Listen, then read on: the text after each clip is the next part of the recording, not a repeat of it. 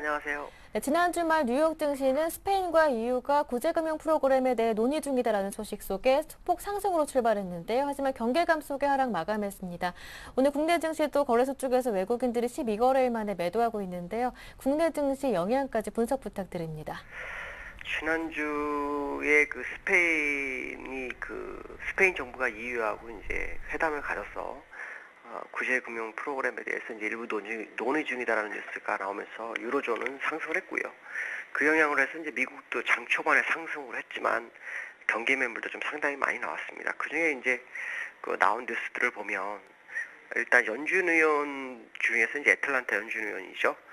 로카트라는 분이 그 고용이 개선되지 않으면 추가 부양책을 해야 한다라는 것을 주장했고요. 사실 그것은 시장에 큰 영향을 주진 않았습니다. 그러나 CT에서 나온 그 보고서 중에서 11월에는 미국 재정 절벽이 이루어질 경우에는 다우가 20% 급락 가능성이 있다라는 언급을 했죠. 근데 이게 이제 그냥 지나칠 문제가 아닙니다. 왜냐하면 작년에도 재정절벽 얘기가 나왔을 때 S&P가 미국의 신용등급을 강등치면서 전 세계가 폭락을 맞이하는 모습이었거든요. 근데 이번에는 CT에서 이제 이런 얘기를 했죠. 근데 그 작년과 올해의 차이점이 상당히 좀 큰 것 같습니다. 작년에는 1년 자동 연장 프로그램이라는 게 있었기 때문에 사실은 그 공화당과 민주당이 합의를 안 보더라도 결과적으로 1년을 더 벌 수 있는 연장 시간을 가질 수 있었기 때문에 사실 그때는 공화당이나 민주당이나 서로 의견 대립했지만 시장에서는 괜찮다라는 분위기였죠. 근데 이번에 만약에 그 재정협의 합의를 못하면 미국은 내년 1월 1일부터 그 세금을 인상해야 되고요. 정부 지출을 줄여야 됩니다. 그렇게 되면 일단 세금 인상하다면 일반 국민들이 상당히 고통스러울 거고요. 정부 지출 줄이면은 일단 사업이 많이 줄어들 거기 때문에 고용에도 좀 문제가 발생할 수 있죠. 공무원들이 많이 실직을 할 수 있는 그런 상황입니다. 그만큼 그 재정절벽이 굉장히 큰 이슈로 다가오기 때문에 이번 11월까지는 11월 말까지는 이게 결정이 나야 됩니다. 시장에서는 그 결정이 안 날 수도 있다라는 어떤 루머가 돌고 그로 인해서 뭐 CT도 이런 보고서를 냈는데요. 이거 아마 겁을 주는 것이 아닐까라고 봅니다.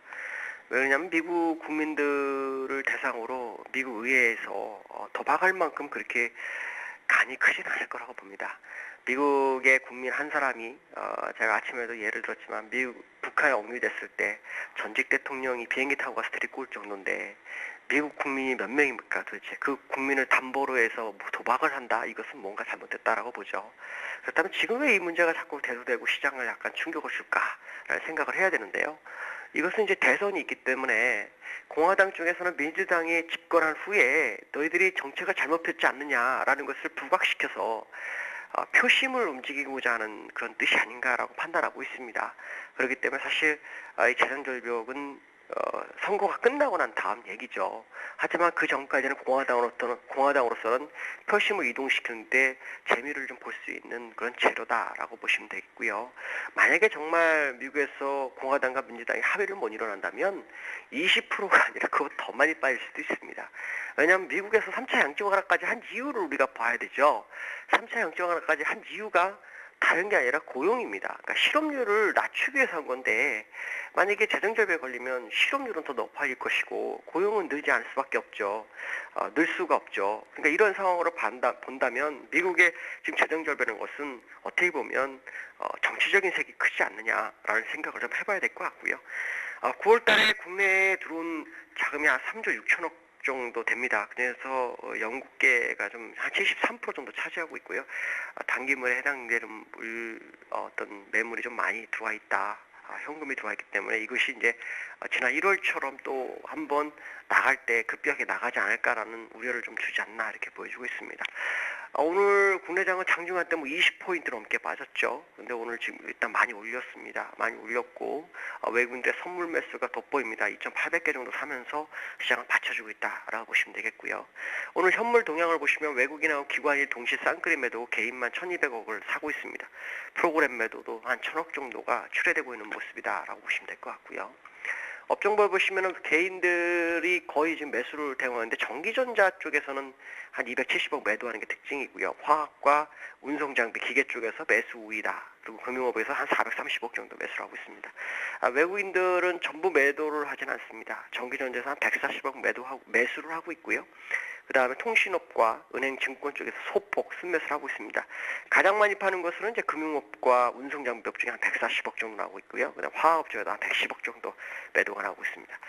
그간의 모습을 보시면은 기관은 지금 음식료품에서 100억 정도 매수를 해주고 있고요. 전기전자에서 외국인과 같이 130억 정도 매수를 하고 있습니다.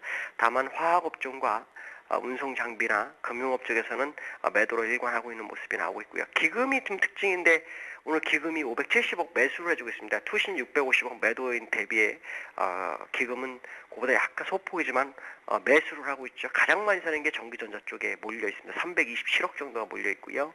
철가금속에도 한 64억 정도. 파는 업종으로 본다 그러면은 화학과 그 다음에 보시면은 기계 쪽에서 소폭 순매도를 하고 있다라고 보시면 되겠습니다. 결국 오늘 외국인과 기관이 팔고 있지만 기관 중에서 기금이 구원 뜻으로 나섰구나라는 것을 확인시켜주고 있고요. 오늘 시가총액 상위 종목으로 보시면은 삼성전자가 선방하고 있죠. 1.3%. 지금 애플을 통해서 7억 8천만 원 달러에 대한 추가적인 그 벌금을 물어야 되는 그런 상황이 발생하고 있는데 오늘 선방하고 있다라고 보시면 되겠고, 시가총액 상위 종목에서는 SK텔레콤, 롯데, 쇼핑도 상승, SK, 현대차 같은 종목이 상승하고 있고요.